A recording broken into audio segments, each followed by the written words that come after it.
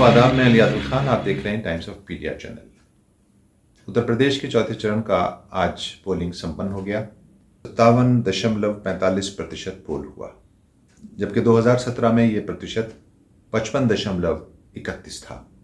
2019 के लोकसभा चुनाव में 58.24% रहा था। झूठ कहूं तो लफ्जों का दम घुटता है और सच बोलूं तो लोग खफा हो जाते हैं। मसला बड़ा अजीब है। इस वक्त ये बात हम एनसीपी नेता नवाब मलिक के परिप्रेक्ष्य में कर रहे हैं, उनकी गिरफ्तारी के परिप्रेक्ष्य में कर रहे हैं।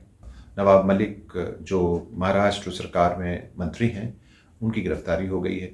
इस गिरफ्तारी के बारे में वो खुद अक्टूबर के महीने में पिछले साल खदशा जता चुके थे कि मैं चूँकि सच बोलता हूँ, सच बोलता रहूँगा, इसलिए मेरी गिरफ्तारी कभी भी हो सकती है। और उनके ऊपर गिरफ्तारी का जो मामला है वो कहा गया है कि वो डी कंपनी के साथ उनका कोई एसोसिएशन है, ज़मीन की खरीदारी में उनके ऊपर कोई आरोप है।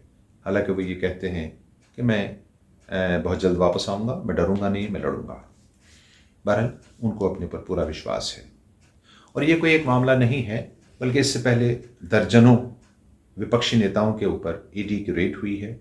और ये अलग बात है कि वो वापस ज़मानत पर आ गए हैं। लेकिन बहरहाल ये डराने और धमकाने का जो खेल और जो खौफ का खेल देश में चल रहा है, चाहे वो विपक्षी नेता हों या फिर जनता को कहीं एक तरफ पाकिस्तान से डराया जाता है, तो फिर कहीं मुसलमानों से ख़तरा दिखाया जाता है, तो कभी चीन का ख़तरा, तो फिर इसके अलावा कभी महंगाई का ख़तरा, कभी गरीबी का ख़तरा, कभी हिंदुत्व का ख़तरा वगैरह वगैरह। ये सब ख़तरों में जो है वो देश की जनता आखिर क्यों है, किस बात की इसको सज़ा मिल रही है, ये एक सवाल है। ऐसी मजबूत सरकार के जिसका प्रचंड बहुमत है, जिसके पास पूरे इख्तियारात हैं, उसके बावजूद खुद सत्ताधारी पार्टी के प्रधानमंत्री को भी खतरा। ये खतरे की राजनीति और नफरत की राजनीति देश के हित में नहीं है। दूसरी बात जो आज रही इम्पोर्टेंट, वो ये, जब बात खतरे की हो रही है तो मुझे लगता है कि अजय मिश्रा जो खुद गृह राज्य मंत्री हैं, गृह राज्य मंत्री अजय मिश्रा उर्फ टैनी, अपने पोलिंग बूथ पर वोट डालने के लिए जा रहे थे तो भारी सुरक्षा के बीच वो गए। मीडिया कर्मियों को उनसे नहीं मिलने दिया गया। लेकिन हैरत की बात यह है कि जब वो वापस लौट रहे थे तो विक्ट्री का निशान दिखा रहे थे। ये कैसी वजह है कि आप भारी सुरक्षा के बीच जा रहे हैं, आप लोगों से मिल नहीं पा रहे हैं, मीडिया से बात नहीं कर पा रहे हैं, जबकि दूसरे नेता खुल के बात कर रहे हैं, विपक्षी नेता खुल के बात कर रहे हैं, मगर आप सुरक्षा के बीच घिरे हुए हैं।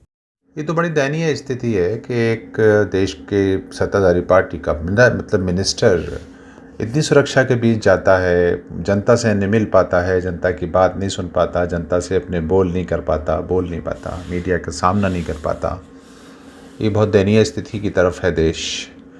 और जाहिर है कि इसकी वजह क्या है, अपने आप को असुरक्षित क्यों इतना महसूस ये कर रहे हैं, ये तो खुद अपने आप भी जानते हैं और फिर जनता तो खूब अच्छी तरह जानती है। खीरी लखीमपुर आज के लिए इतना यूँ इम्पॉर्टेंट रहा कि खीरी लखीमपुर में सबसे ज़्यादा पोल हुआ। जाहिर है सुरक्षा जिन लोगों की कड़ी की गई है उनके खिलाफ ही ये वोट डालने के लिए लोग पहुँचे होंगे। खैर, देशवासियों में और नागरिकों के अंदर अविश्वास पैदा किया जा रहा है। जब मंत्रियों को भारी सुरक्षा के बीच देखा जाता है तो फिर नागरिकों में अविश्वास जागता है। ज़रूरत इस बात की है कि हम लोगों के अंदर विश्वास पैदा करें, उनके दिलों में यकीन जगाएं।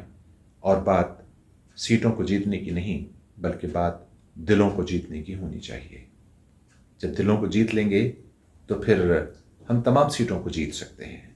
आज के दौर में ये बात तो तय है कि अगर कोई अपराधी अपने ऊपर से अपराध के इस दाग को धोना चाहता है तो उसको चाहिए कि वो सत्ताधारी पार्टी की आगोश में आ जाए और किसी भी सूरत से, किसी भी तरह से, चाहे उसको कुछ भी करना हो, वो सत्ताधारी पार्टी के आगोश में आ जाए, उसकी छत्र छाया में आ जाए, तो उसके ऊपर से सारे आपराधिक दाग धुल जाएंगे, उसको क्लीन चिट मिल जाएंगी, उसके ऊपर से सारे के सारे जुर्म उठा लिए जाएंगे और वो खुद, कभी कभी तो वो खुद भी जो है वो मुंसिफ बन जाएगा। किसी शायर ने क्या खूब कहा है कि उसी का शहर वही मुद्दई वही मुंसिफ, हमें यकीन था हमारा कसूर निकलेगा, न राहगीर से निकलेगा न रहगुजर से निकलेगा, तुम्हारी राह का कांटा तुम्ही से निकलेगा। लेकिन जो लोग अपोजिशन में हैं या सत्ताधारी पार्टी की मुखालफत में हैं या उनकी नीतियों का विरोध करते हैं, तो फिर वो देशद्रोह भी हैं, उन पर तमाम एजेंसीज़ की रेड्स भी हैं, गिरफ्तारियां भी हैं।